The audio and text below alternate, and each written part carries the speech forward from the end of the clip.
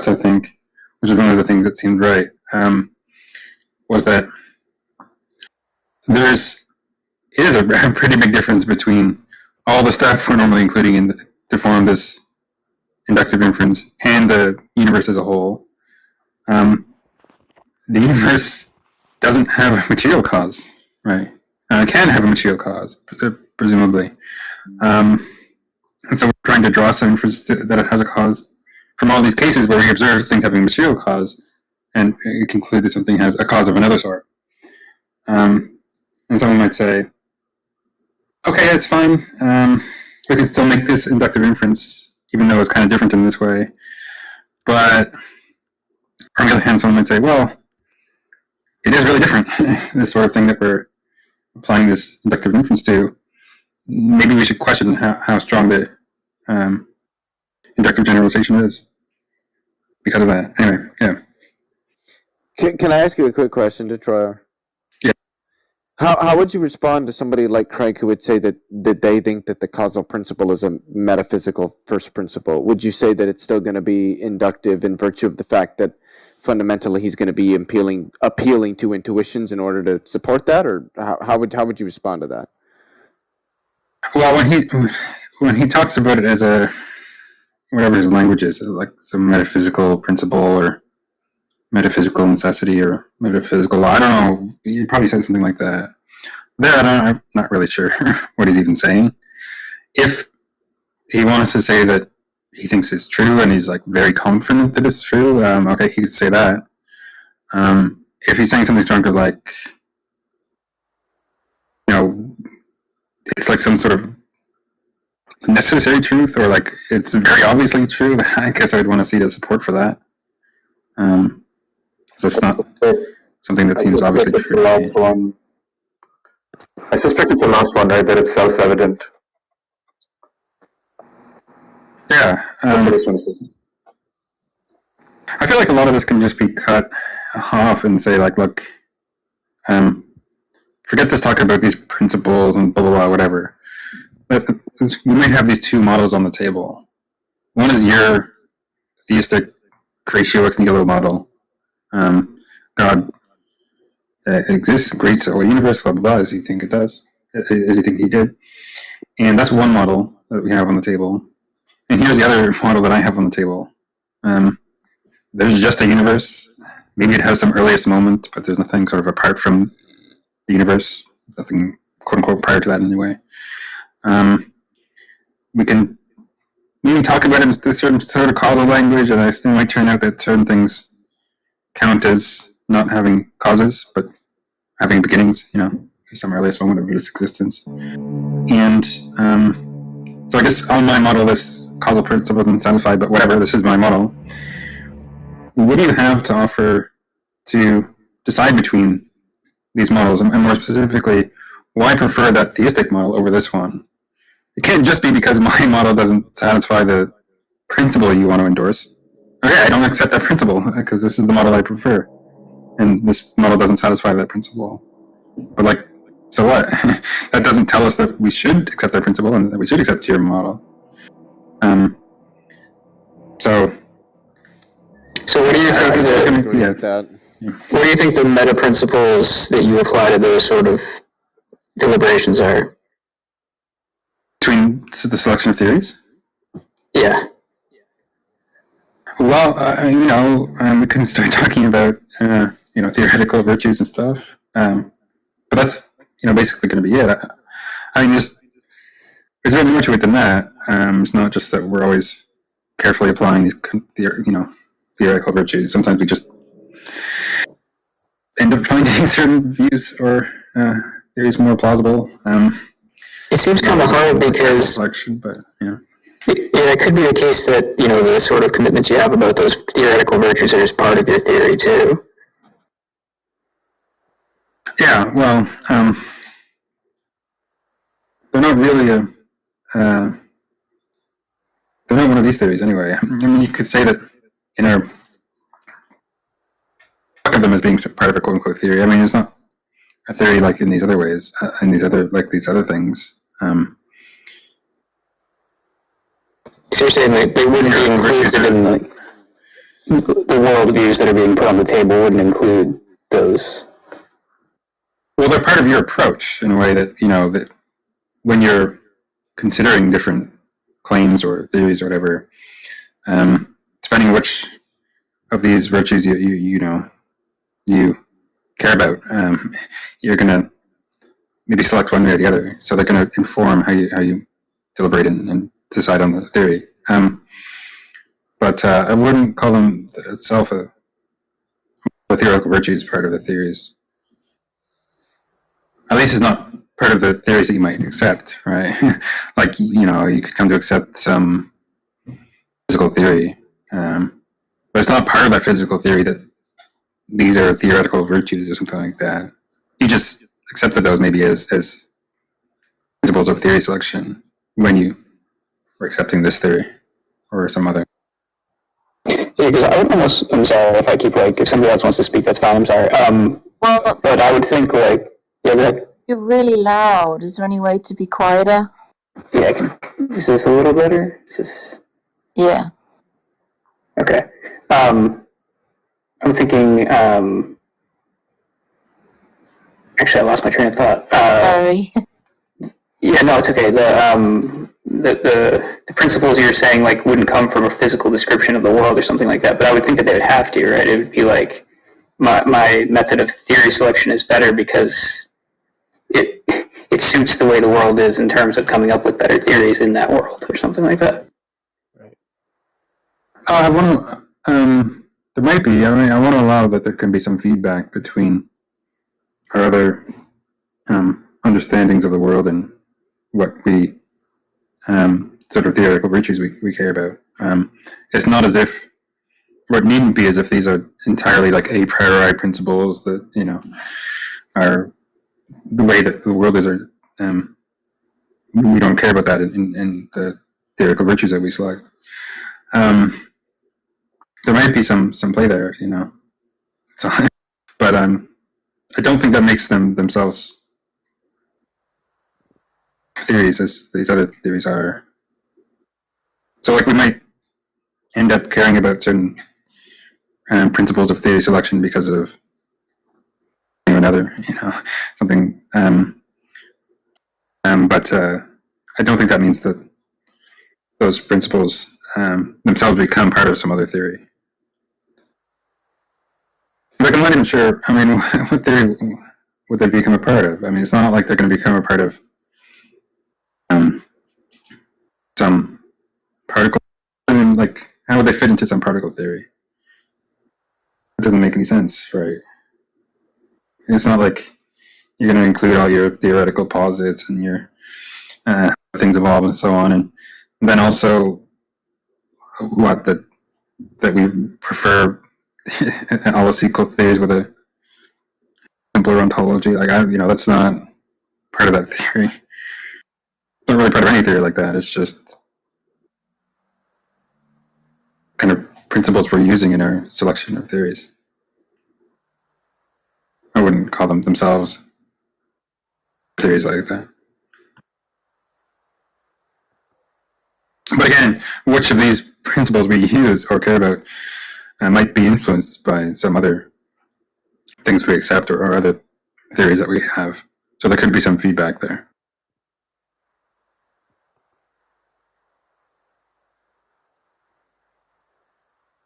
I feel like it's getting off track though, right? Actually, I found it fascinating. Thank you very much for going into the weeds on that one. So when no, don't say that to Detroit. He'll. Oh, I'm sorry. I meant he was going into detail. No. It's okay. It's just that it might be another 5 hours of detail. So do you reject any particular premise, or do you just accept it and say kind of so what? What's the? How do you just respond straight up to the argument to try? This question for me. Yeah, I mean, I'm quite skeptical of causation in the first place. So that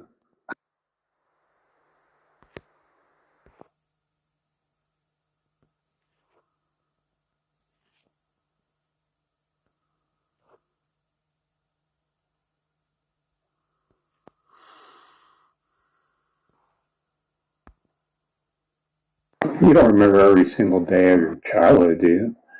And I'm not the child that I used to be. Well, look, guys. I mean, I expect you guys to mock and think it's foolish and ridiculous. No, this is a serious Scripture actually says, conversation, actually. well, but what I'm saying is, the whole mocking. Oh, we're going to be, tortured with pitch.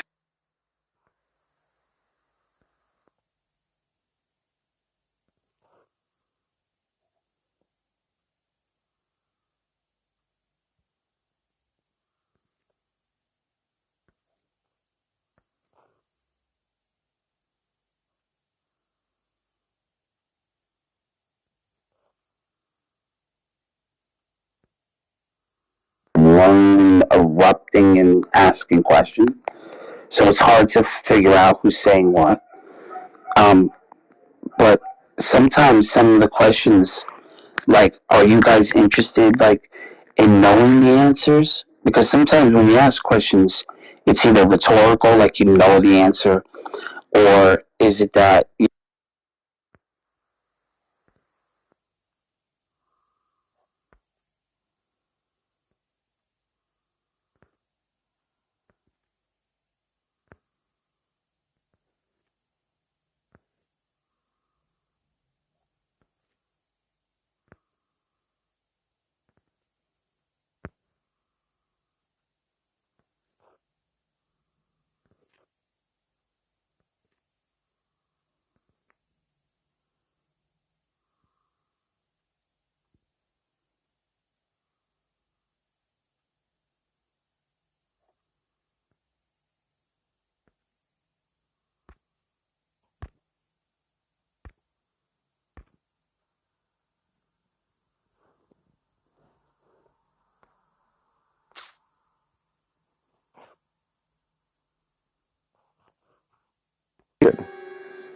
sealed by the Holy Spirit? To say, to take upon yourself the position that you've taken is to presume that you can't lose faith. You're pretty much putting it out there as to say that once saved, always saved presumes that you can't lose faith, but it's stupid, because if think about it this way, if God said to me, right, you're always saved, you're definitely going to heaven, that means then, what is the point in God letting me backslide and choose Lucifer? What is the point in that? He might as well just say, look, I'll keep you secure, and there's no chance you can backslide. But the issue then that you have is in relation to Scripture. So 1 Timothy 4:1, which says at the end times, people will fall away from the faith and give heed to seducing spirits. So it is saying that you can lose faith. And all the scriptures in relation to the disciples that shows that the disciples that were even walking with Jesus Christ lost the faith. Did they lose their salvation then? But this is the thing. You can't determine salvation. What I'm saying is, if you determine that you are saved, you're taking upon yourself the position of God to know that you're saved. I don't believe you can. That's the whole point of OSAS. You're taking upon yourself the omniscience of God. Okay. Well, I simply disagree with you. I believe Scripture teaches that we can know that we are saved. I believe that the Holy Spirit seals us to the day of redemption. If we can lose that and turn away and choose hell after we've come to Christ, that makes God a liar. Then we don't have full free will. The free will that God gave you to... Okay. Well, then great. Then if you want to call it limited free will, fine. I don't care. I just know that Scripture... Yeah, but then that's not the only issue. You have numerous issues on top of that, which imply also that, say for example, right, I'm a Christian and I'm falling away from the faith, right, and I'm choosing to side with Lucifer. Now the Scripture confirms that I can do that, but what you're saying is that in Hebrew? No, Timothy. So what you're saying is that yes, I can choose to side with Lucifer and fall away from the faith, but I can't choose hell. So what that in turn does, that means that God is taking away my free will to choose hell with Lucifer, and in turn is actually forcing me to reinstate my faith and go into heaven.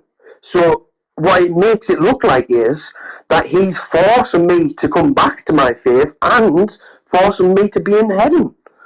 That's what OSAS does. It forces you to become secured in a faith that you might fall away from. You know, and if you said opposite, I understand what you're saying. I just simply reject what you're saying. I disagree with it. You know, but you have to come with something that validates that position. Let me ask you this: because I hold the position that I have eternal life, does that mean you see me as an unbeliever? Say that again, sorry. Because I take the position that eternal life is forever, and so I don't believe I can lose my salvation once I've been saved. Yeah. Do you see me, since I believe that, do you see me as an unbeliever? No. Okay. Okay, good. I mean, we can just, as far as I'm concerned, I'm not good. I don't like to argue or debate or anything. And the other night,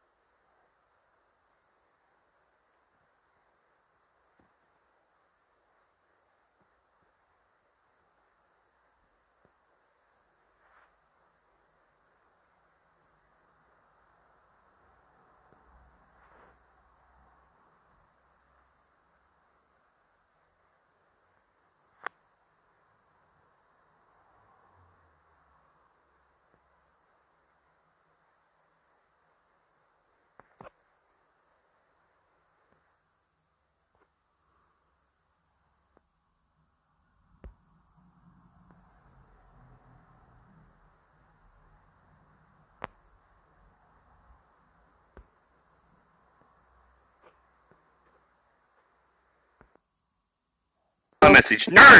Get out there and tell him your message. You're important. I don't know. Maybe I should just go back to carbon. Yeah, sorry. So, I just want to state, just so I'm not misquoted here, like, I'm on the fence. I straddle the line of, well, maybe he was a historical person, and then maybe he was not.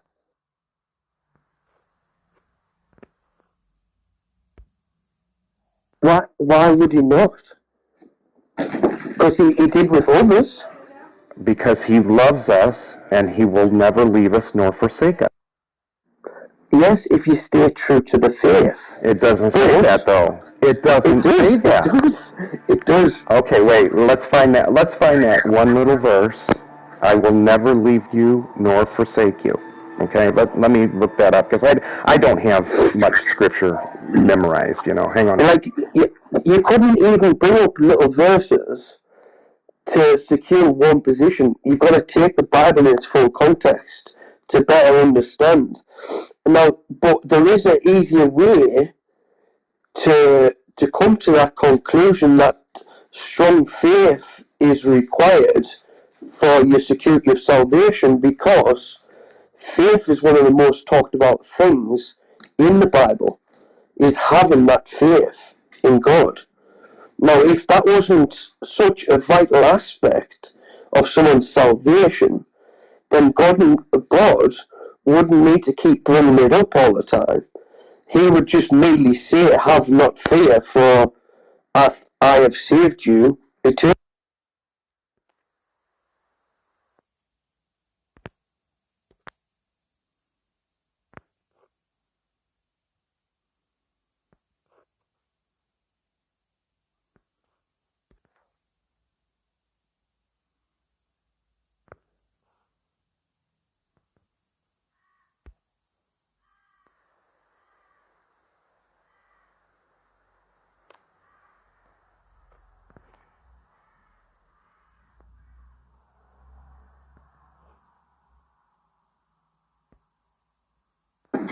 I think one of those things that gets Dark in a lot of trouble is the fact that he goes, it's generally not hard. It's a big.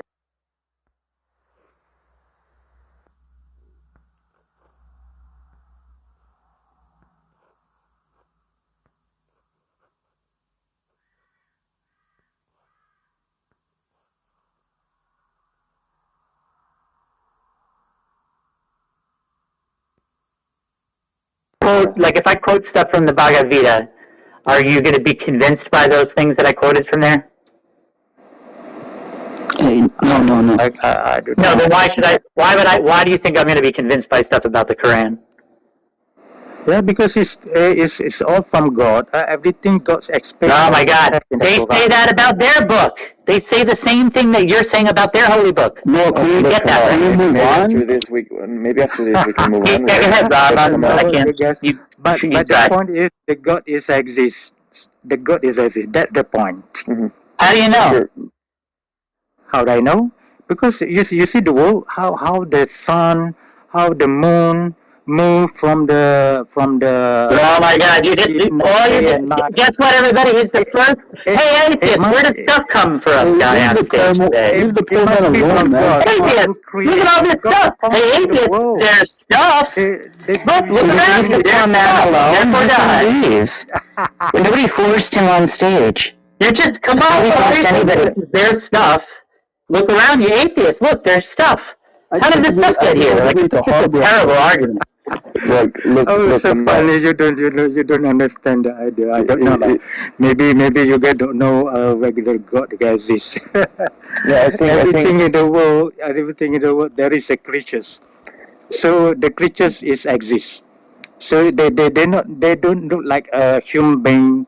Limited power, limited anything is limited. We are human beings. We are limited, and not limited.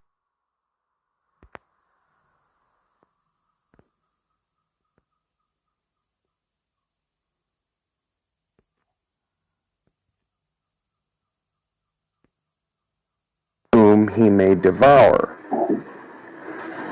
The consequences of us not being in the Word, not being obedient,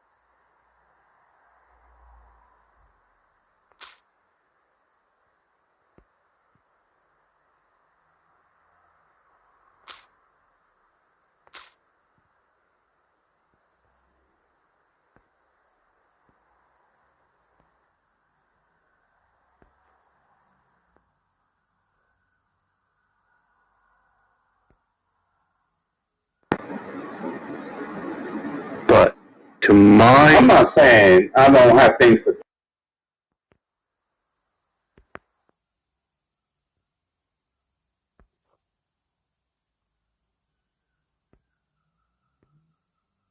It's not really that convincing, right? I mean, I just don't get the point of it. Hey, Roscoe, is matter eternal? Is the universe eternal? I have no idea. It may be. It seems like to me that something must have always existed. That just seems to me like a logical distinction. No, right? matter Something sometimes doesn't come from nothing. Matter has a body. You know, it needs space. No way that it can be eternal. Well, that would probably contradict most scientific understandings of what matter is, that's for sure. No, could you deny that matter requires body and space, or 25 verses to you for you to understand it. And I said, all right, as long as you allow me to pick all 25 apart, right? So he reads them from 7:1 to 7:25. And I started with, okay, well, we'll just start at 7:2 because 7:1 makes absolutely no sense. Alif Lam Mim, what is that? Nobody knows what it means. Only Allah knows. He might as well have put baby talk in because it doesn't mean anything. He's like, you can't be disrespectful like that. I said, I'm just being honest. Like, it makes no sense. He might as well have put baby talk in there. That is good. That is good. And, but then we got to the verse, and I told him, okay, the problem is this. He kicked Iblis out of paradise. And then he tells Adam, this is what you and your wife can do in paradise. And the next verse, Iblis is having a conversation with Adam in paradise. Make that make sense. You know, he kicked him out already. He's like, no, he didn't kick him out. And I said, it's even worse. Let's go back a little bit. He tells him he's going to kick him out. And he says, oh, grant me a reprieve, whatever. And then Allah tells him, okay, you're reprieved. And then Iblis' response is, well, then fine. You deceive me, so I'm going to deceive them. What? He just told him you're forgiven. None of it makes sense. Oh, I had him boxed up. He was. Nah, your heart is just diseased. I know. That's what he kept saying. I think right before you came in, he was like, well, in Arabic it says this. And I was like, now you're trying to hide behind Arabic? Yeah. What's crazy is that he read to you 25 verses of Al-Quran, and you didn't convert. That's true. So, how could you not, Danny? Well, Marcus even asked that when he was done. He's like, are you going to take your shahada now? I'm like, absolutely not. Marcus? Marcus, the same one you talked to on YouTube? Yes, dude, yes. Bro, me and DL were just talking to him before I came in this room, and he ended up running off. Oh, yeah. No, he was trying to go. He was being dishonest. He was like, we were having a chill conversation at first, and we said, well, the Bible, the Jesus of the Bible, is different from the Jesus of the Quran, and he didn't want to admit that.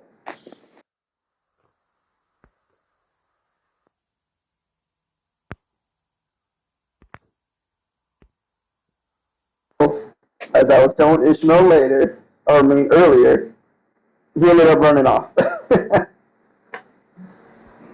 Of course.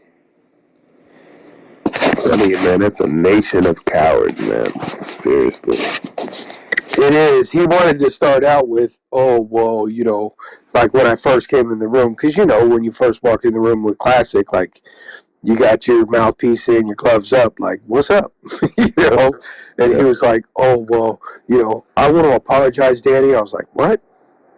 He's like, I want to apologize for, I shouldn't be disrespectful. I asked you things like why you believe your God was a baby. I'm like, dude, don't apologize. He's like, well, because my religion says this and that, and, everyone should believe what they want to believe. I'm like, that's not true. I'm like, thank you for the apology, but let's be honest. One of us is wrong. So let's talk about it, And I was actually surprised. We talked I was in that room for what? Maybe a half hour. Yeah, you was in there for a minute, man. You was in there for a minute. Ishmael dipped out. I'm not sure what happened to him. Who was modding with Classic? It was Classic and Ishmael, and then Ishmael dipped because I know why. Because every time you start asking questions that aren't easily answered, Ishmael automatically vanishes. Automatically disappear, man. Yeah, see, you gotta. The only reason why Classic did that is because he wasn't around those other guys. When he's by himself, he's cool. But when he's with X-Planet and the guys like Naeem and Eminem, he's a completely.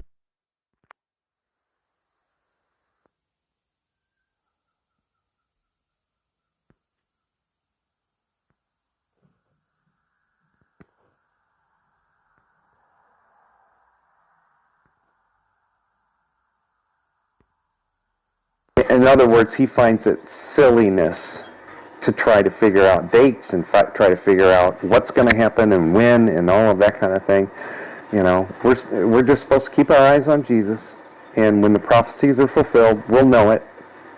But other than that, you know, it's silliness and foolishness, I guess is a better word, to try to speculate. And so that's how I feel about the millennial kingdom. It's like I can't speculate. I would be foolish to say that I have any clue whatsoever what that will look like. Yeah, no, I mean, I get you. Like, I don't, Now, where do you stand on the OSA? I believe you can lose your salvation.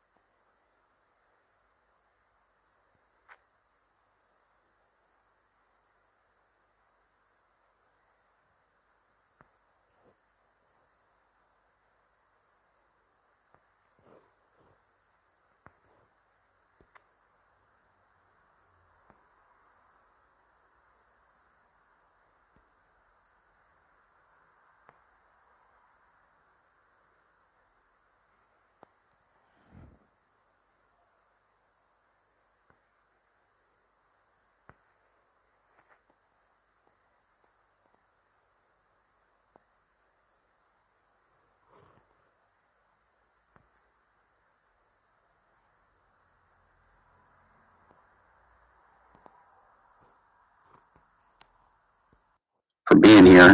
I think this has been a pretty edifying night for a lot of us. I think there's been a lot of good stuff said. I'm glad the replays are on.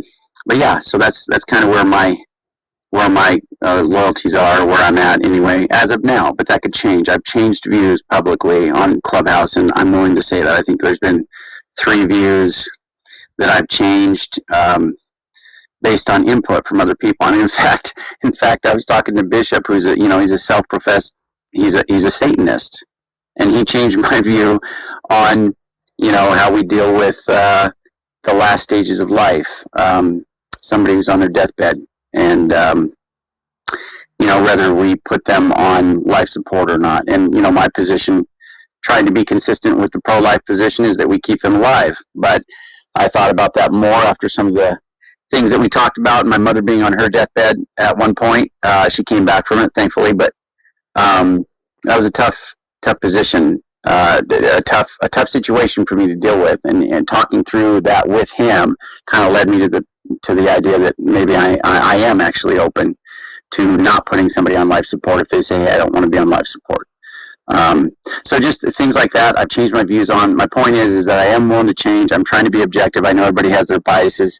But yeah, I am really trying to take in as much info as I can without being, just totally.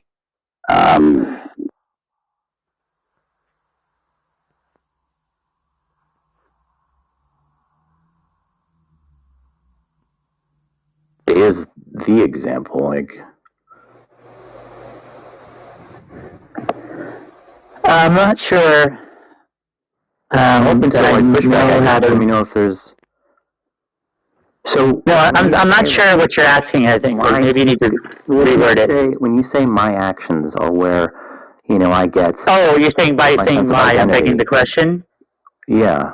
What when you I say can see what you mean there. actions, because, my and actions, because actions I think implies in that statement it implies that yes they're yours and that it's something that you are like you have agency there. I guess is really what I'm saying. So.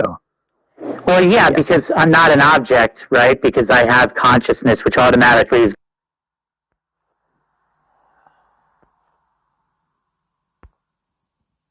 Is that what you actually mean? Yeah, that he died, he flatlined.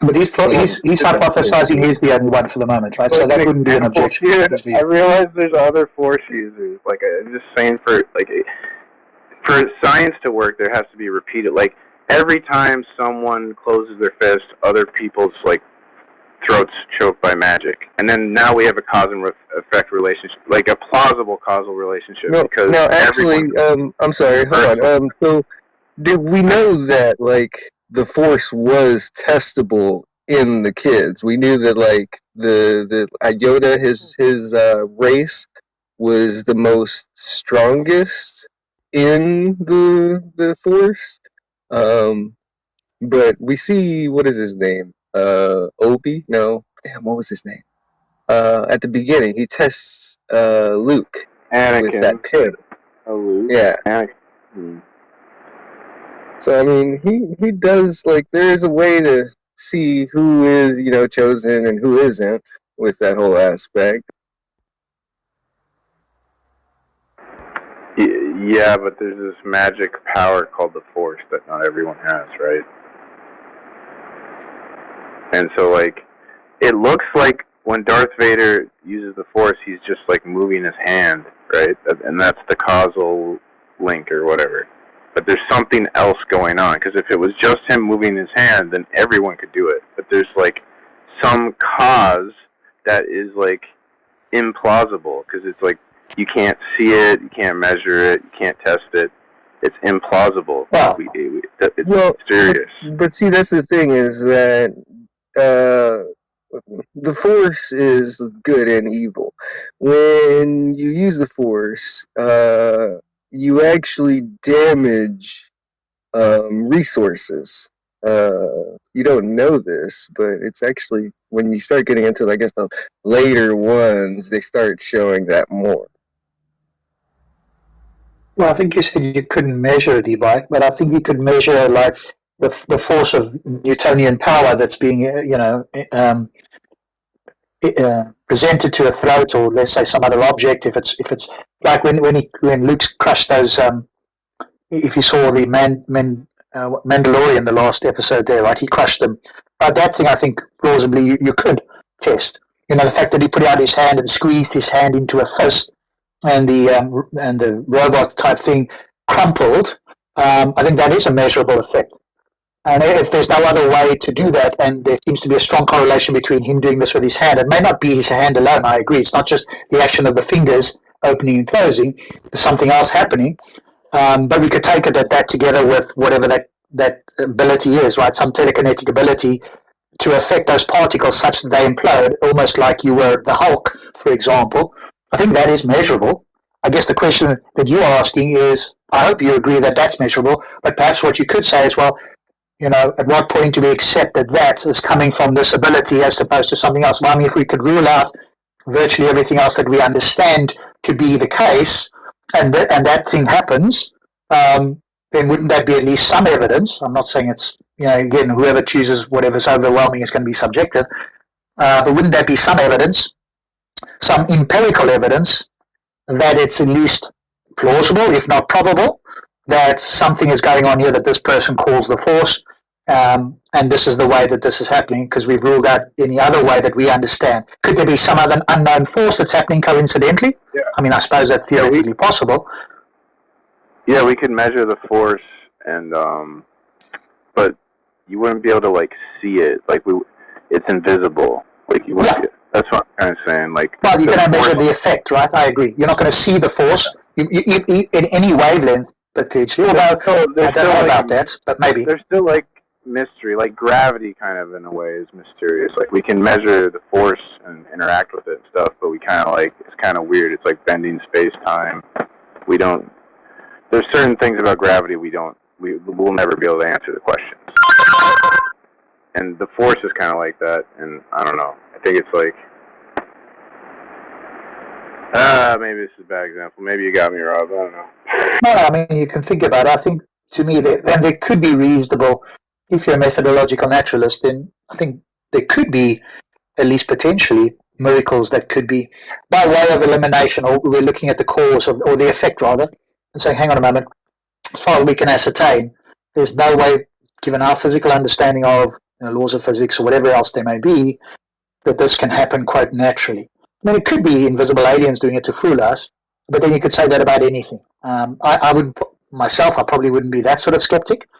So I think you could, in principle, like if the other example is if you found the Ark and it was dated to 6,000 years ago, and you in fact had some sort of DNA evidence of a multitude of animals that all at the time would have existed, and it was on the top of Mount Ararat, for example, if that were the case. I'm not saying that everybody takes that view.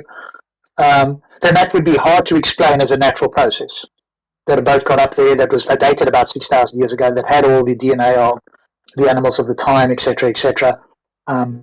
What explanations are there that we could give as to why that boat is there at that time with all of that sort of stuff? So maybe I could be persuaded that there is a miracle. Let me put it that way. I think maybe other people might not. I don't know about yourself. But I guess so that will be kind of subjective. If you are convinced, what's your criteria for being convinced? But I think I originally asked, right, what would be the differentiation between you accepting a miracle if you did, and maybe you don't, but for the Christians that accept the Christian miracles as opposed to the Islamic or some other miracles, why would you say one is unlikely or impossible, and the other one is likely or very possible or whatever? By the way, I'm not sure how much longer we want to go. Andrew, if you are there, it's about 1:30. It's 2 hours after. Andrew did want me to close the room. We just don't want to run over so that replays are lost. I think there is time. There is more time. So maybe if you want to give one more response each, and then I think we'll close it. I don't want to, but I also do recognize that Andrew did want to save the replays, and I think rather safe than sorry. So if you guys want to say anything, E-Bike or anybody else wants to say anything on the plausibility of miracles or why one accepts certain miracles or not the other, then by all means go ahead. Other than that, I think we'll close the room because Andrew did ask me to do so. Okay, well, I just wanted to say, like, I used to be more scientific, probably minded, and I used to value logic more, and I guess, like, I'm a bit of a contrarian. I think a lot of people think that way, and I want to be a little bit different, and I've researched these ideas of, like, magical thinking, for example, and Christianity, in which I believe there are contradictions in the doctrine, but I still believe them.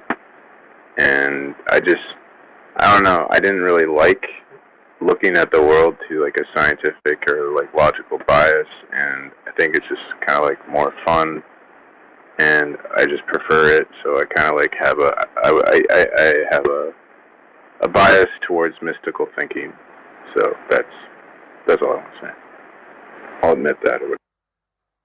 Okay, thank you very much. Is there any last words from anybody else? Andrew, if you are there, at your request, other than somebody else speaking now, we'll close up this room, and I'm sure there's other rooms. I don't know if Anders will open one or other people will, but just have a look in the main hall of Clubhouse, and I'm sure there'll be other rooms to join. So thank you to all the people on stage. Thank you to all the listeners that are not on stage. Thanks, Andrew, for hosting the room. You'll find this as a replay now. And on that, I will bid everybody goodbye, and we'll catch up again soon.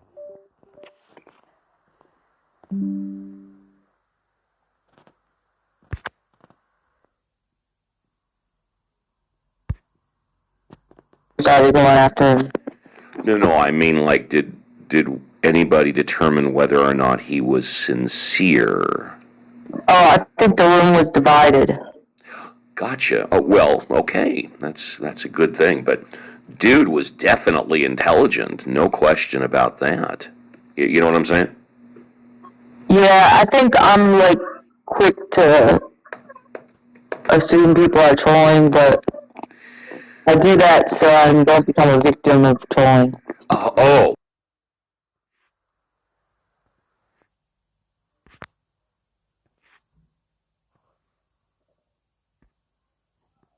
Using foul mouth in other rooms. Do us a favor. Hold don't join on, wait, us. one sec though, because you guys weren't there. You guys didn't see what they were saying to us, okay? What did they say? Anyways. Tell us what they said. Like, كانوا يقولوا ده احنا بنخافوا منهم, all that because they said that we were scared of them. They said that we were scared of them, right? And then I went in the comments and I said something. It wasn't letting me go through though. Like, it wasn't letting the comment go through. So then, I said "Fick dich und deine Mutter" in German, which means "F you and your mother."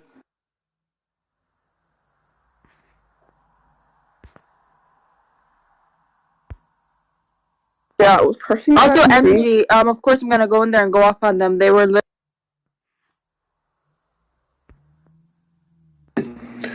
Well, one, he played the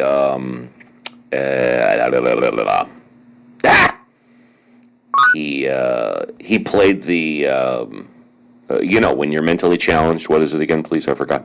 Well, he said he was autistic. That's not necessarily mentally challenged.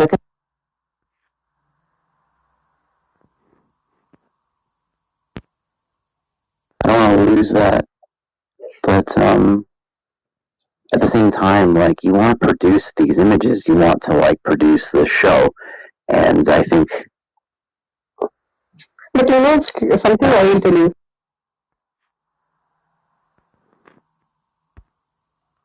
And they were totally equal, could do everything a man could do within, you know, Christianity, be teachers, whatever, you know. And he said that when the church became institutionalized and it started to become more about like money and acquiring land and power, that they substituted like agape love for the love of eros. And he said eros is a more masculine and like conquering, like love is about like the sexual conquest and like control and power, and that's masculine. And so the agape love is more of like a feminine love, and then it got replaced by this masculine love, and as a result, like, that led to the subjugation of women. They had to be repressed, and feminine values repressed in favor of masculine values of like power and conquest, getting more money, bling bling.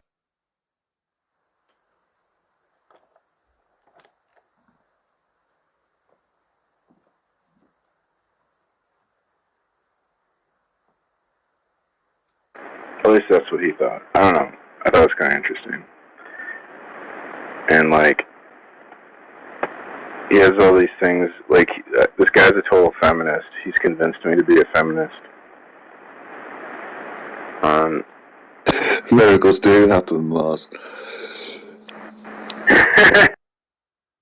Right?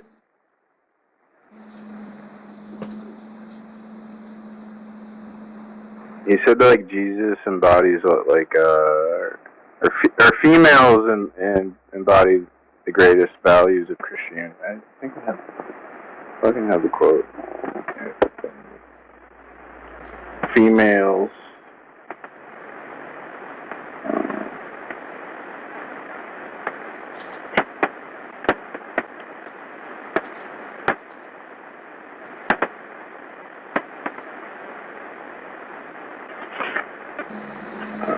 Just came to me. Marcion is on the same page as I am. I don't know where you two are on this. The God of the Old Testament. It's like some lesser warrior god.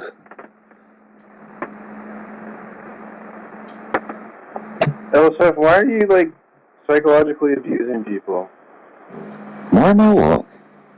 You know what you're doing. Here we go. What am I doing? You're fucking. You know. You're fucking with people's heads. How so? I love what he's doing. Yeah, okay, Primos, alright. What are you talking Right, about? I like to see this actually unfold because this is real. Like what he's saying actually makes sense, right?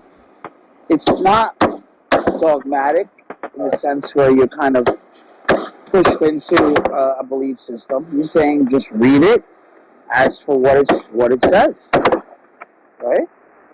Okay, so real quick, women represent precisely the most innovative elements in Christianity: grace, love, charity, a concern for living creatures, nonviolence, an interest in little things, the hope of new beginnings, the very elements that Christianity was setting aside in favor of glory and success. I think that's beautiful.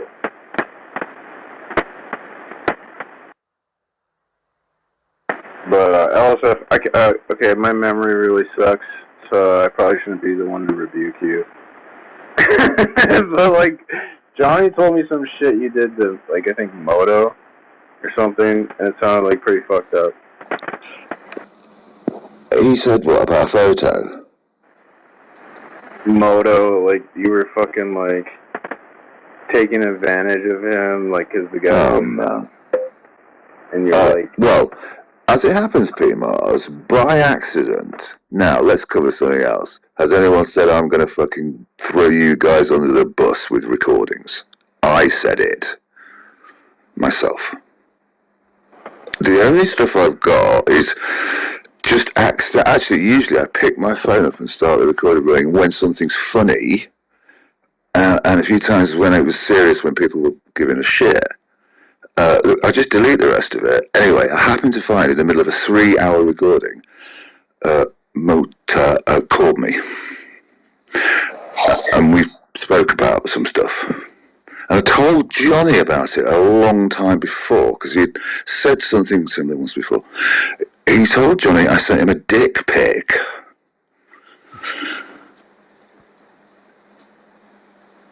I didn't send him a dick pic. That's the end of that. But he told everybody I did. And out of love, I really cared about him. He troubled me because he isn't well. And the last conversation I had with him, he was threatened because he'd been in VC trolling Muslims, and he thought they were going to come and get him. And I told him, if he struggles, if he will just trust me, that I won't ever lie to him about that. So I said to him, dude, you are safe in the moment. I made him reason with me that no one could get to him instantly. And I told him, if you don't feel safe, go to your mum and dad's. He's chilled out on his mum and dad a bit now. Anyway, never mind. I don't want to tell you about his personal life. So I just stood by him. The last conversation I had with him, apart from me fucking giving him hell, was just to make sure he was okay. And yeah, I left him with NTB. But they were both swinging between, hey ho, let's go troll the Muslims and give them shit, and then terrified that they were going to get him. So now I remember. Johnny says you were like on cam in your underwear and like pointing to your dick, and you're trying to coerce him. Yeah, that's the thing. What? If these pictures are out there, videos, I would have saw them. well, yeah, can you show me them? Yeah, This is all actually, yeah, bullshit. just show me something then. Yeah, Yeah, this is what just has he complete actually bullshit. got? Because I've got him admitting that he was doing it on purpose to hurt me. He said it himself. I was like, if you're gonna send anyone a dick pic, why don't you send me a dick pic? Because I'm like the most attractive. Right, I'll tell you what happened. He was in politics with me, and knowledge is real. Knowledge. And he was having a disagreement with a Muslim, and okay, he seemed to come out on top, and I think Knowledge agreed as well. Knowledge trolled him, by going, oh, well, I'm a Quranist, so you can't defeat my argument. And you know what knowledge is like, and he's brilliant in knowledge. And he was sort of right. Anyway, afterwards we were talking about it. Earlier in the day, somebody sent me a video of an Islamic woman being mercilessly fucking killed in the streets in Afghanistan. It was horrific. It made me cry. Oh, God, I can't even tell you what they do to her. Well, I can if you want. This doesn't matter. And then there was a picture of somebody being tortured. That's what he saw. And he said, oh, it's a dick pic. Yeah, the guy had no fucking clothes on. He was being mercilessly tortured. That's where he got that from. Anyway, he said, what about it? I don't give a fuck anyway. I don't wish him any harm. I said some really horrible things to him. I said some awful shit for Johnny, and I sent Johnny a most vile DM, and I'm ashamed of myself.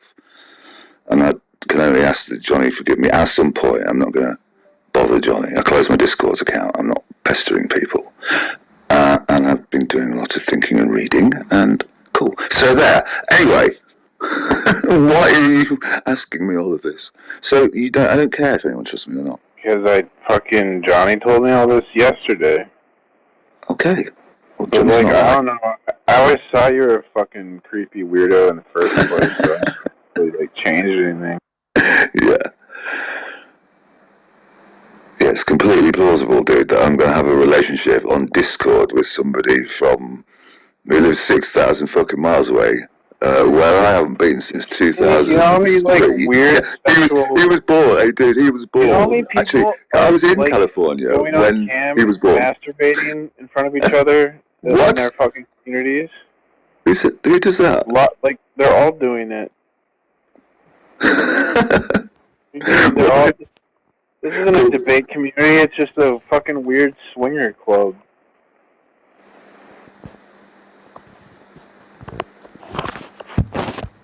Anyway, so the thing is, right, look. It's true, Kat, right? You know that's true. Oh, I'm sure they do.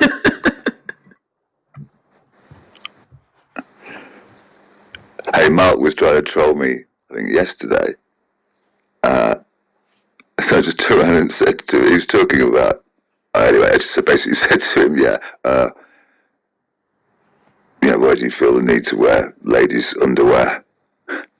Because, apes don't do that. And he thinks that he's descended from an ape, so, why does he feel the need to wear ladies' clothes? I said this? What? No, I said it to him. Oh. It's just annoying, isn't it? Dude, so, there was these guys, four grown-ass men walking around in public, and they didn't have shirts on, but they were wearing bras, and only bras. And this fucking NBA player was like, man, look at these gay-ass niggas. What is the world coming to? And everyone, got mad at him for being insensitive. But don't you think, if someone is walking around, a man walking around in public, or I guess a woman in just a fucking bra, and that's it, don't I have a right to criticize them? What the fuck? Why am I a hateful person for criticizing something that's fucking obscene and, children don't need to see this shit? It's just a poor fashion choice. Well, and it looks gay. I don't see what's wrong with it. So I guess gay as a pejorative. Kids don't even know what it looks. I get what you're saying. That's our social contract. I don't want to see it either. I don't know how you criticize it. I've never been to a gay pride event.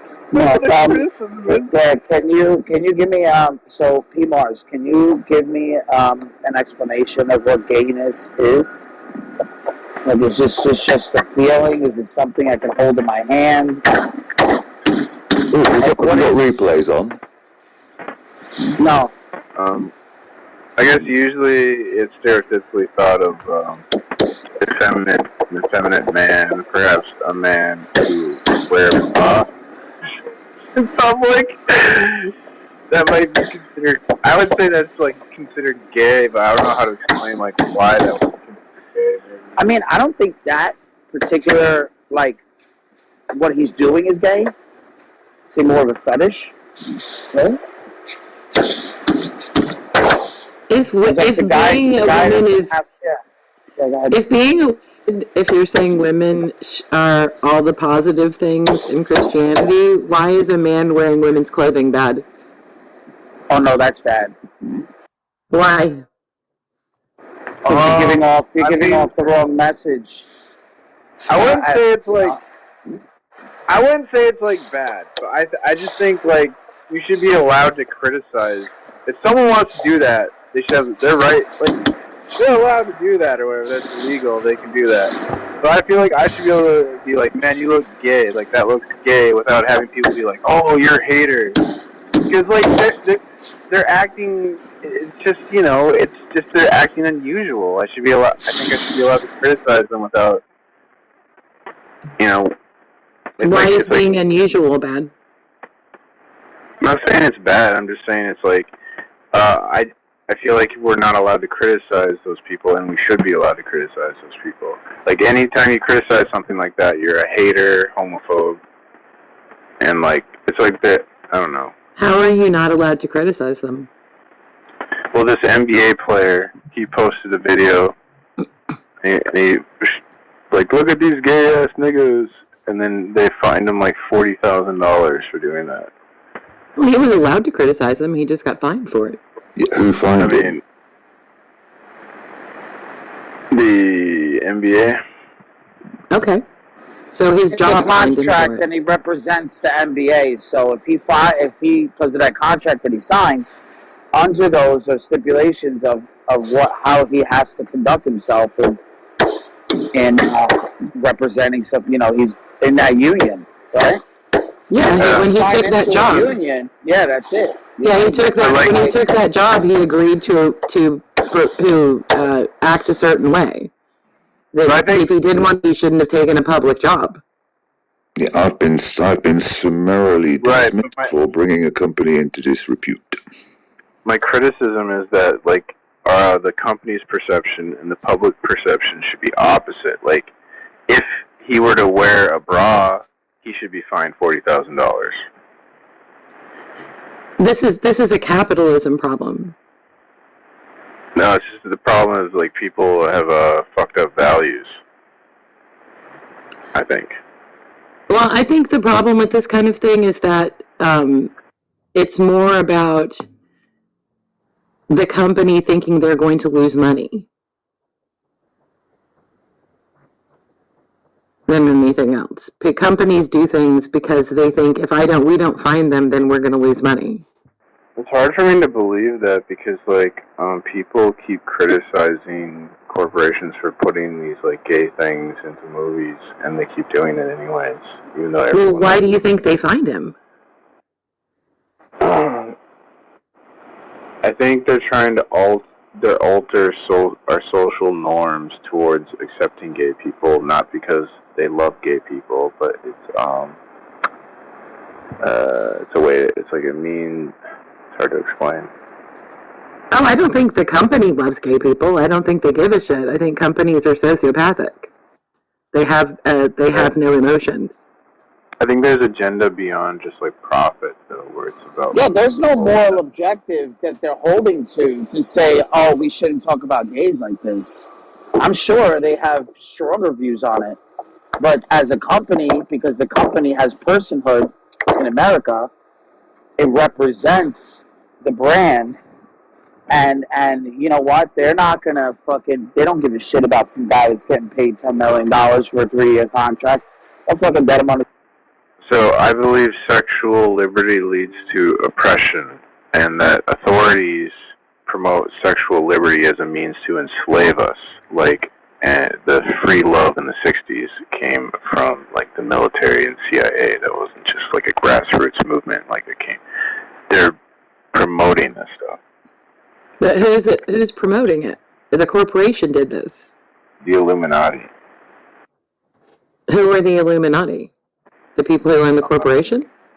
Like the council, Foreign Relations, the Royal Institute of International Affairs, Lord Milner Roundtable Groups. I don't see any of that. I just see corporations, like, people who own basketball teams or whatever, whoever that was. Yeah, but then there's people above them. But yeah, I mean, we're like corporatism. Yeah, you're right. Yeah, that's what I see. So, Kat, to bring it back to the original conversation with what we had when I was up, is I'm going to say the people in the crowd, when Jesus was going to the cross, chanting that they kill him, right, to then yet capitalize on his death. Forgive them, Father, for they know not what they do. Exactly.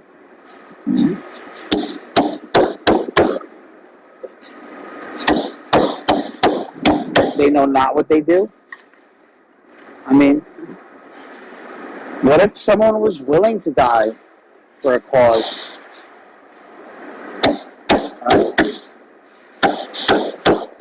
People are always willing to die for causes, yeah.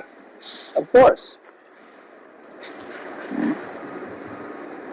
And there are a long list of martyrs. It does seem kind of... I'm just trying to say, like, who's the Illuminati? I'm like, man, I mean... Well, I mean, I guess it could be any number of groups. I guess it kind of just represents how bad a group can get, right? Or the idea of a group being like this. I don't think it's a specific...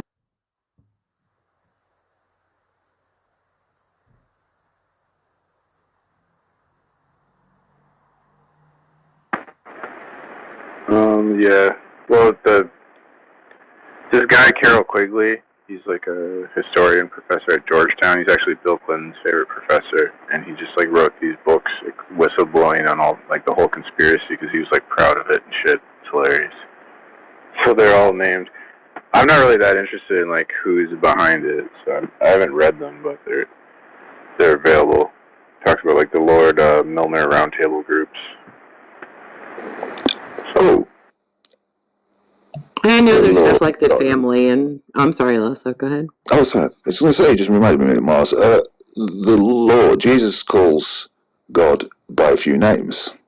He calls him Father with a capital F, kind of like extremely respectfully. But he also calls him, do you know what Abba means in Greek? It's analogous to daddy. So it's like a close relationship. He talks to him as daddy. Do you think that's cool? I think it's why didn't Christians ever tell me this? I think he uses that as to be like an analogy for the type of love. It's kind of like the love a father has for his children. Do you know how many Greek words there are for love? 8. Oh, which one am I missing? Yeah. My Greek went as far as Isa Malaka until a few months ago. I think it's until one ape. I tell me stuff.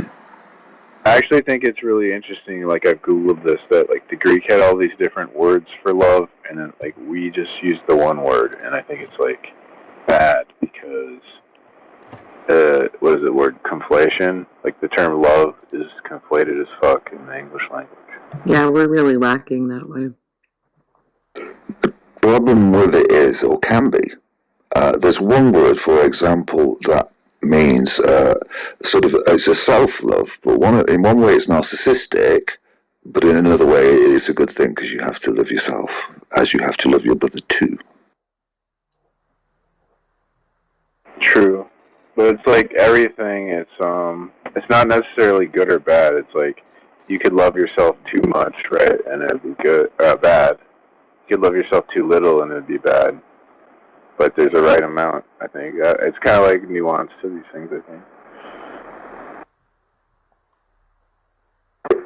That's why I like the virtue ethics rather than, like morality. Morality is fucking gay. Yeah, the Ten Commandments then, dudes. 1500 BC, I think. You know what I've been learning? I've been talking to One Way, and he's actually got some evidence, like hard evidence. Like he said, all scholars agree. All those like laws in the Old Testament, they weren't normative. Like the people didn't follow those laws.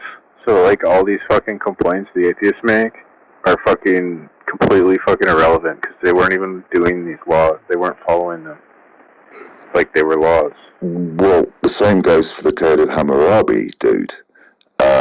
It's thought to be kind of like, you know, the stones.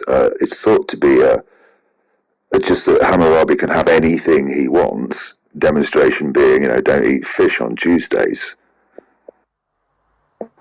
It's very, anyway, so back to the Ten Commandments. 1500 BC, Mount Sinai, Moses. In what language, Mars, are the Ten Commandments written? Well, I wouldn't know that, man. I'm not good on the Old Testament. Jeez, Hebrew. And everything like disappeared into the ground really quick. However, I should have known that one.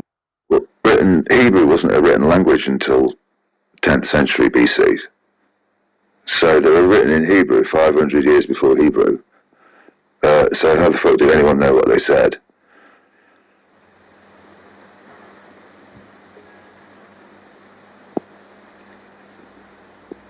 Magic? Just a point of history, that's all, you know.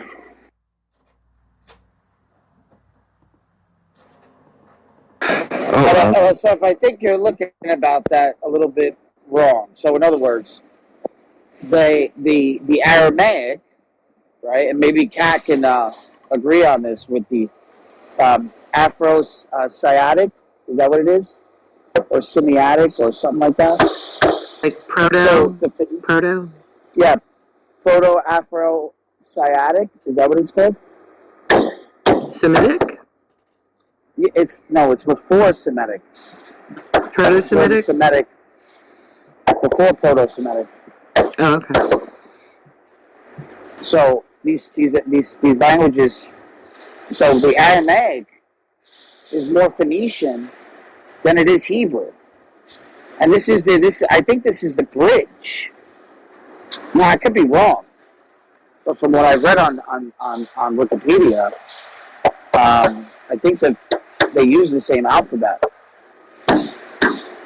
So I'm not exactly sure when those vowels and stuff, but I think Aramaic has a way of trying to give or it didn't have the vowels. I have to look it up. And there was a approach before Hebrew that was similar. So, you know my warrior god idea? The god of the Old Testament is not mine. What would a deceptive warrior god put as his first commandment in the knowledge that he's a sub-god? Thou shalt not have any gods before me.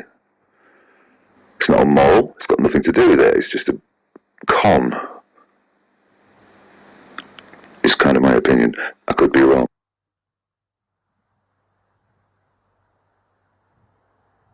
So Abraham was called out of the town that he was living in, which his father, like he had a family.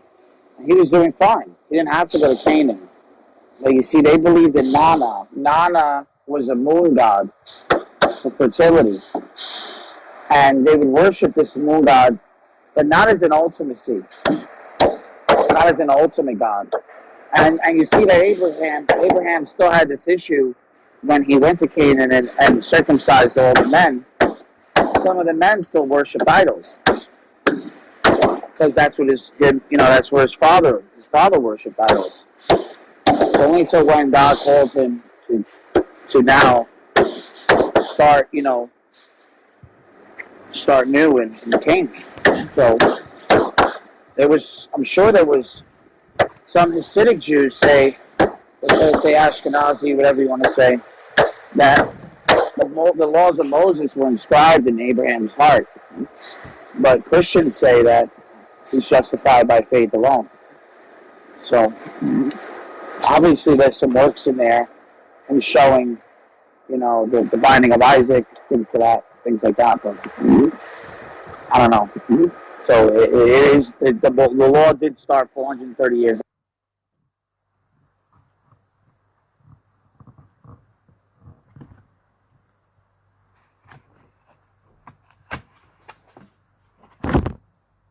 Hello. Good morning, Murph. Hey, Hi, Mark. Amber. Hey, what's up, Wilson? My cat. Long time no see. Yeah, how's it going? Good. Welcome back. Thanks, I appreciate it.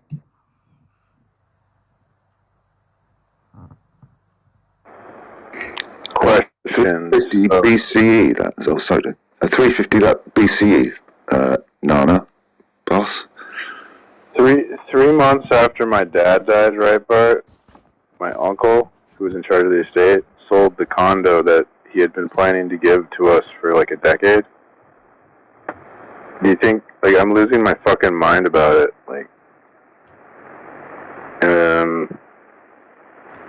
I'm right to be, pissed off about this. I mean, it's really fucked up for him to do that, right? I'm not, out of line or something, right? Well, it happens to me, P. Mars, and no one is willing to pay the taxes and the common charges, and that there's probably bills that are piled up on it that could probably be attached to the estate. Maybe it's the best thing to let it go instead of having nothing. No, but I have money to pay all that shit. I don't know, it would be cheaper for me to live in the condo, and it's nicer, and I want it to be there, and now, I don't get it, man. So you don't think I should be mad?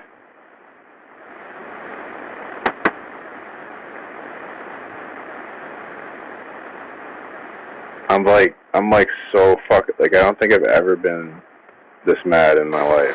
And But if he left him in charge, he probably I'm just going to assume now that maybe him and your dad had a relationship where he might have owed him money.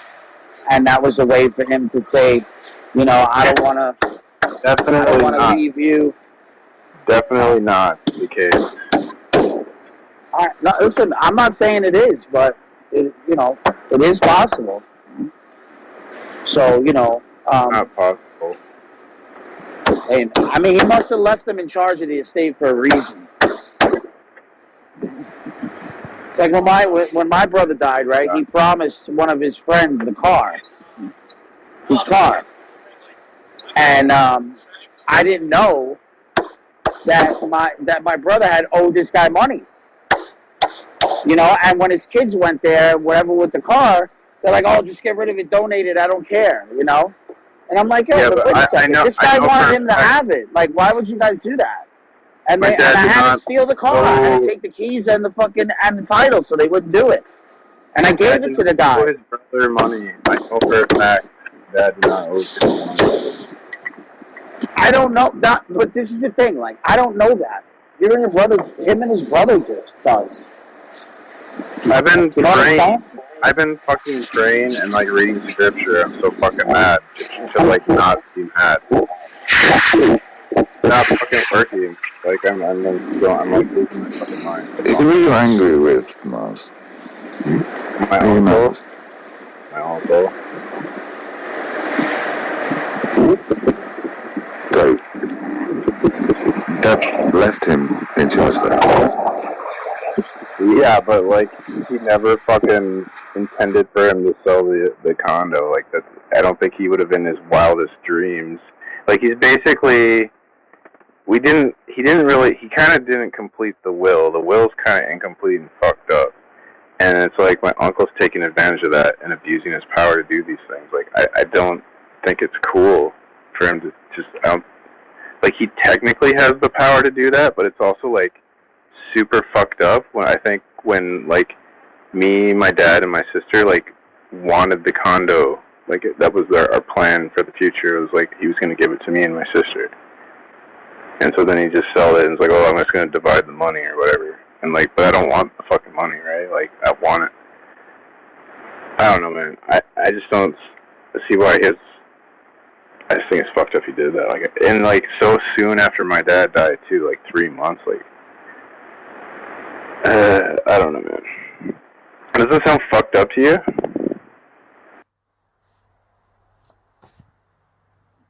I mean, it sounds like he sounds like a fucking. I don't know. I don't think it's fucked up because he probably wants you guys to, you know, mourn it and move on. You know, sometimes when you have these properties lingering around like this, it creates a lot of problems for the family, bro. I've gone through it. Well, that's already fucking over. Because he sold it. Do you get what I'm saying? Like, I'm not shitting on your uncle because I don't really know all the details. Yeah, Mars. We can't change the past. I mean, I don't really think. I think he did the best thing possible because then now, like, you guys still have each other, and the condo's gone. Everybody has their money, and then we can move on. You guys can still be family. I mean, I don't understand why. I think he's doing the best thing. I'm being real with you because I've gone through this. I honestly think he did the right thing right away too, not letting it linger on and fester problems within the family. Yeah, if you can't change it, Mars, you're just wasting energy on being angry. Yeah, and you're gonna be. your uncle, you know? Yeah. You're just fucking patronizing. There's no way you feel like that. Dude, initially, you have every right to feel the way you do. I'm not saying you don't. And your actions can be justified. But in the end, you know what I'm saying? Like, your uncle's still here, you know? And everybody wants to part their ways with you know, certain things from the past. And this is one of them. It's not just you, man. It's your sisters, it's him. Like, you know, you have to kind of put that. I get that you wanted to keep that there, but and sometimes we have to learn to let go.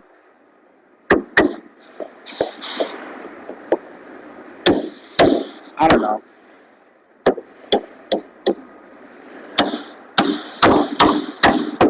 What the fuck do I know? So would I just go buy another condo like this? It just doesn't make any fucking sense. It's like a waste of fucking money. Yeah, I think it's so stupid.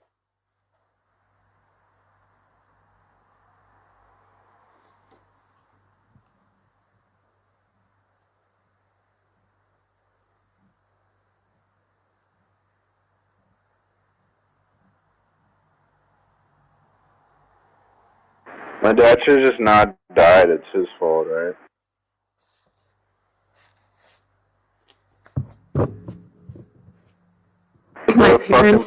With my parents' house, when it was left to all three of us, because it was left to my two brothers and me, the thing they had to do was, what ended up happening was my niece and her husband bought it, and then they divided the money between the three of us.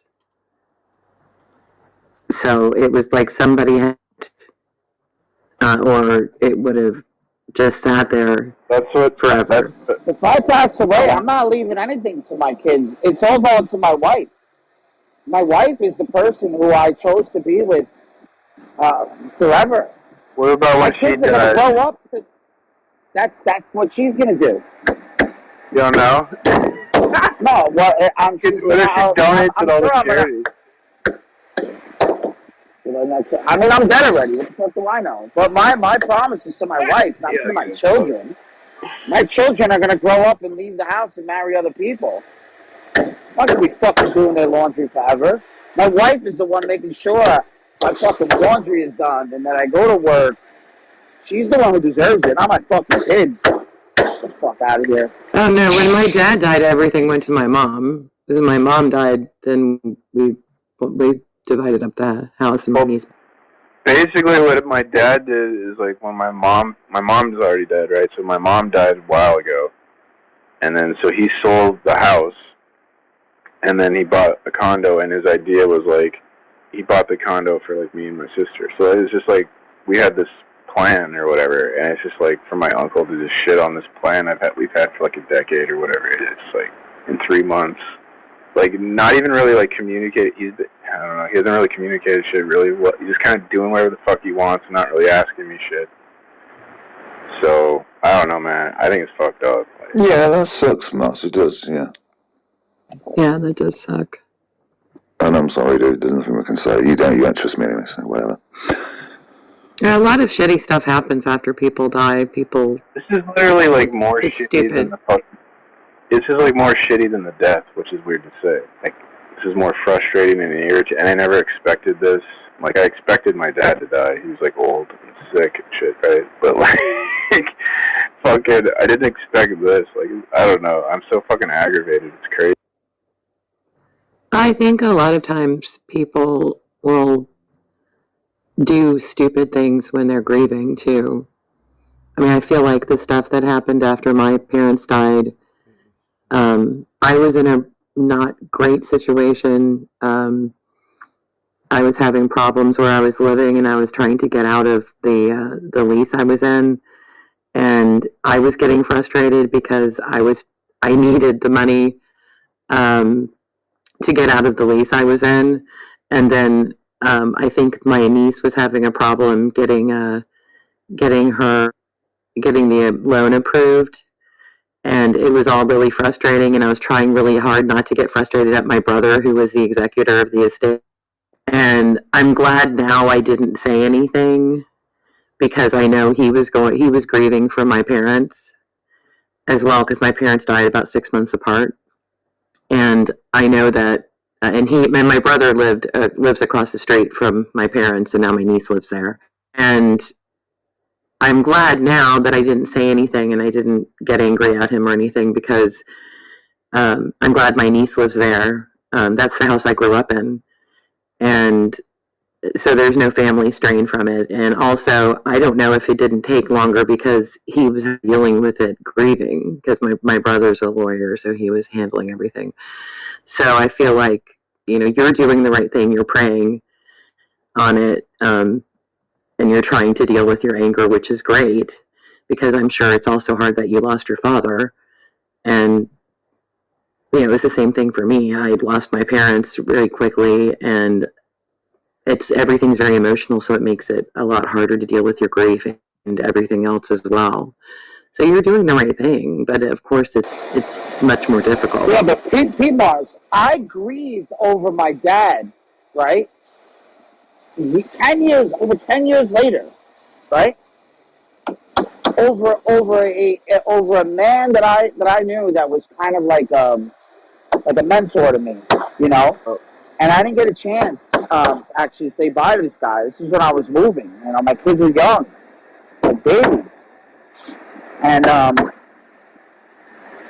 I called his wife, and his wife told me that he had passed on, that he's answered, and I didn't know.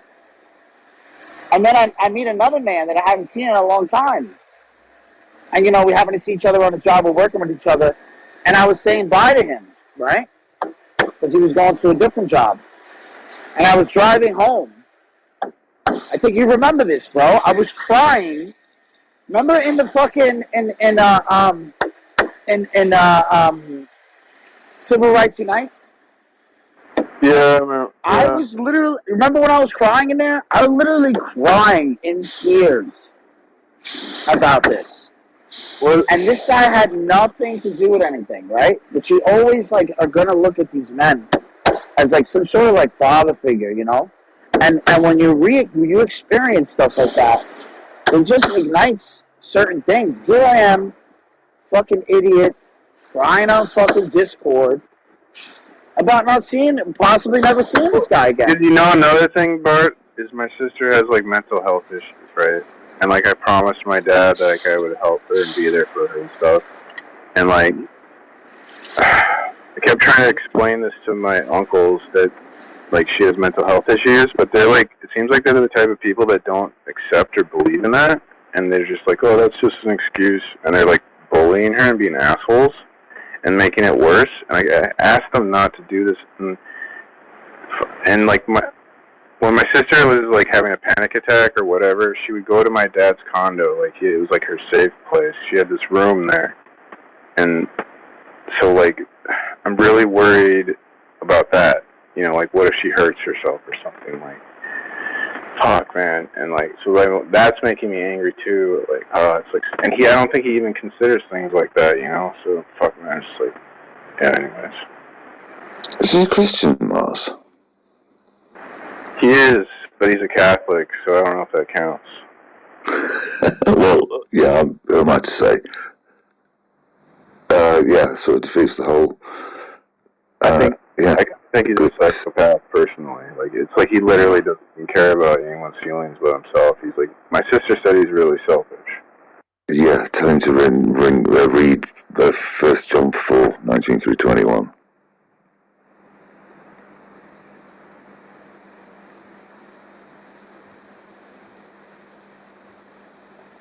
Yeah, that sucks, dude. I just gotta keep praying. God, Lord. It's not the bad You're doing news. the right thing. You're doing the right thing. No, I give it to you. Sorry to bring the vibe down, guys. Yeah, but don't you think, T-Mars, that actually selling the condo would actually be better for your sister in a way? You know what? She doesn't ever have to ever go back to that room ever again? That is logically possible. It's just like, I feel like it's all too fast too. Like, I feel like he could have just given us a little bit more time. Like, he's going to sell it instantly. So, I don't know. Yeah, what you saying, right? Like, yeah. But I re-renovated like my You might be right. You might be right, Bart. But Yeah. it's just like I really wanted it, and then I'm also worried about my sister and all this stuff. I think she wanted it too. So, and I also, it's like this thing, like I knew it's what my dad wanted. You want to like honor your dad's memory kind of thing too. I don't know. It's always fun. yeah, but things change, you know. Plus, fucking COVID happened. But COVID you could happened. have always just like given it to us, and then we could have sold it like a year down the road or 5. You know, like I don't see why we have to sell it right after he dies. It's like too much. It's like give us a fucking. Let us process the death and then like sell it. You know, like I don't even feel like we processed the death. But you got to realize something, right? Like my mom not throwing out my dad's clothes right away, right? Like, how long are you gonna keep their clothes in the house? Like after a while, like everybody had to come over and help her throw my dad's shit out. Like it's part of the process. Yeah. Like how long are you gonna keep? Do you get what I'm trying to say? Like I don't know, man. I'm like, weird. if it Like was I really- hang on to things. Like I have objects from like childhood that I hang on to, and it's just like I don't know. I like having these things. It's like memories. And my dad's condo had all the stuff from our old house that I grew up in, so it like feels like home, and it's nice too. No, my wife did the same shit with one of the buildings that I had, and I had to sell it. She goes, how are you gonna grow if you're always living in the past? But I think you're right. Like I think maybe I need to detach myself from worldly possession, or maybe this is a lesson from God that I'm like too worldly, and because like material possessions shouldn't really matter. Yeah, I've just been going through this whole thing where we've been going through and getting rid of stuff because we have way too much stuff, and it's been really great for us to do that. Yeah, it is a great lesson. You know, it's weird. It's kind of a contradiction, but I'm like a bit of a hoarder. But at the same time, I'm a minimalist, so I'll hang on to shit forever. But I don't have much shit, so it's not too bad.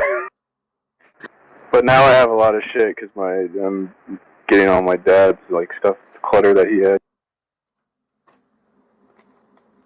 Yeah, maybe you can start to look at it as a kind of positive as you work through. Maybe you and your sister can pick out a new place. and make it safe for her in a new way.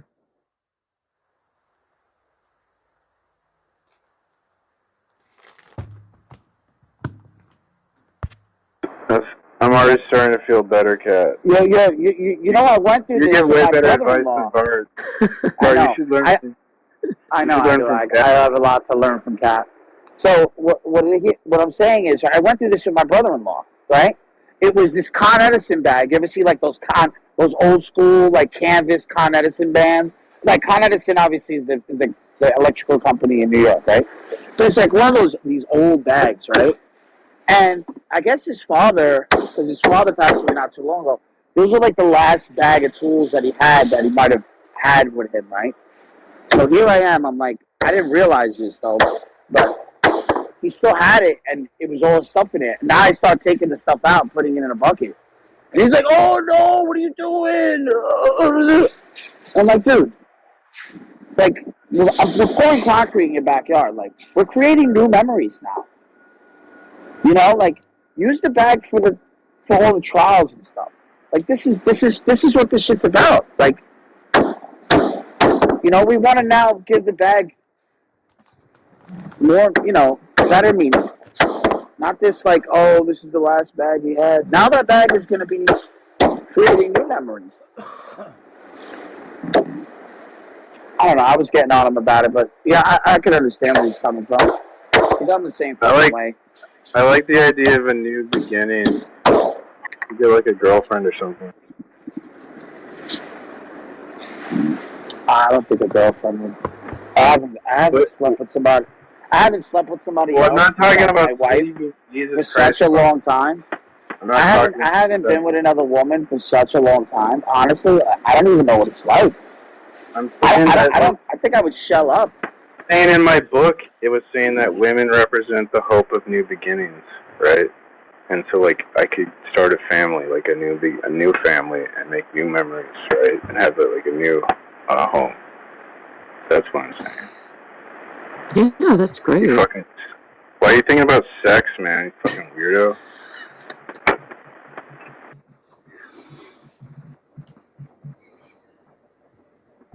Yeah, and when you go through the condo, have you gone through it yet at all, or are you still?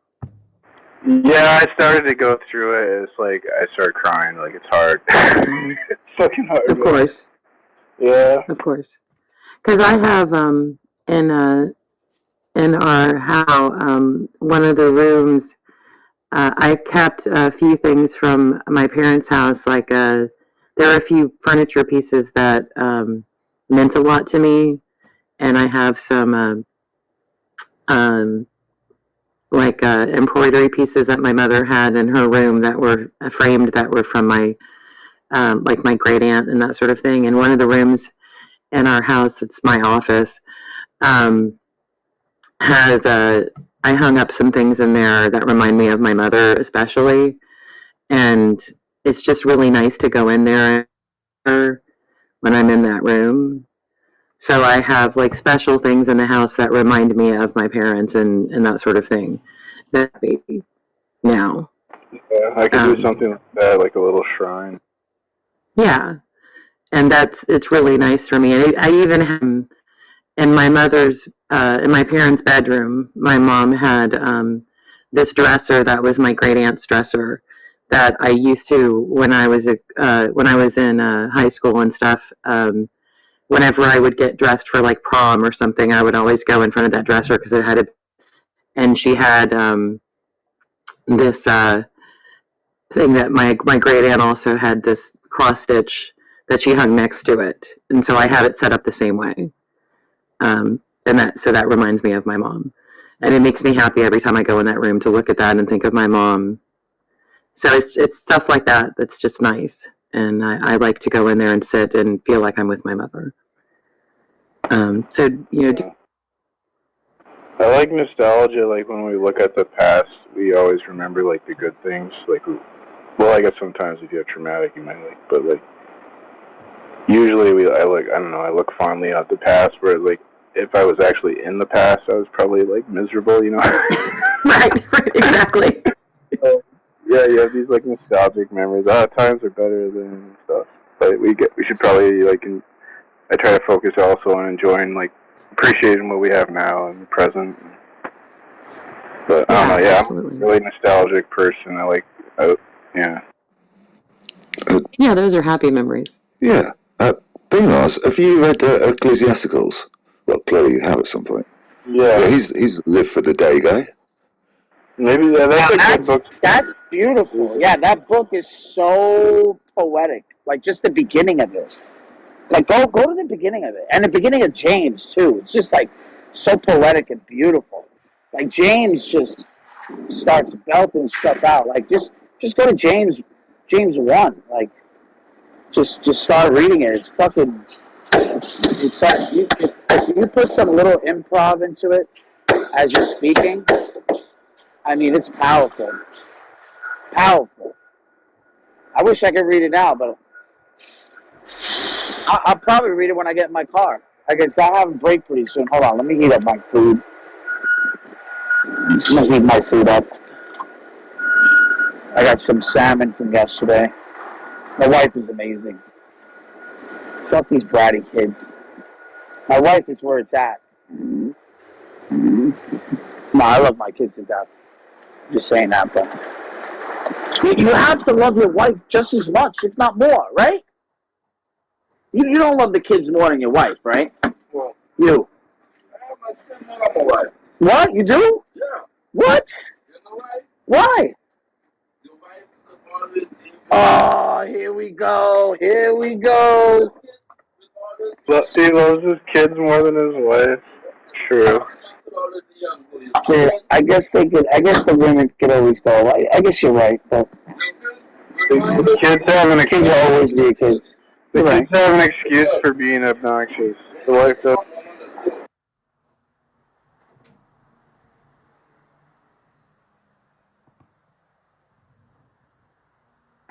That's a funny question.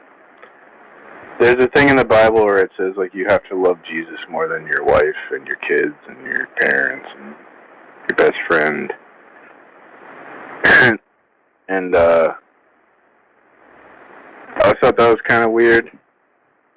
And then I thought about it, if Jesus represents love or whatever, if you make unconditional love the most important thing, or the thing you love the most, and you put first, which is kind of what I think of a God, a God in the sense what you put most important thing in your life, and making unconditional love the most important thing in your life makes it so you can love your wife more than if you loved her more than you loved unconditional love.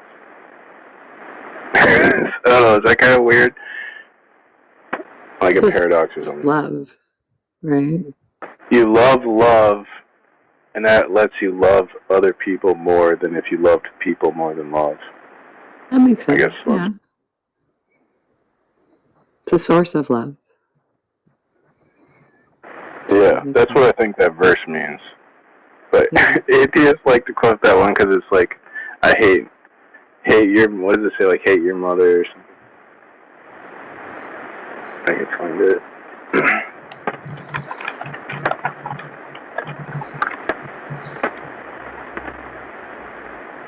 Dude, atheists are great on the Bible. When it comes to fucked up things that you can, it says, if any man come to me and hate not his father and mother and wife and children and brethren and sisters, ye of his own life also, he cannot be my disciple. So yeah, he says here to hate your family. They're like, why does the Bible want you to hate your family? That's weird.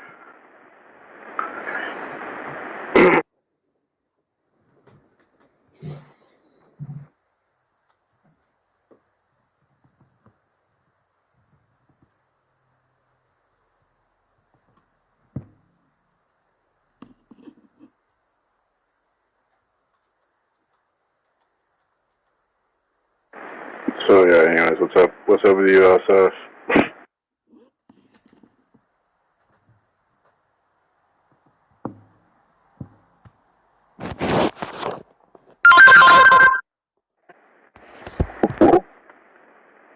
What is his avatar? What is that a picture of? I don't know. I don't know what is his picture. I don't know what his picture is. We'll start inviting some of these people up. I mean, if they want to talk.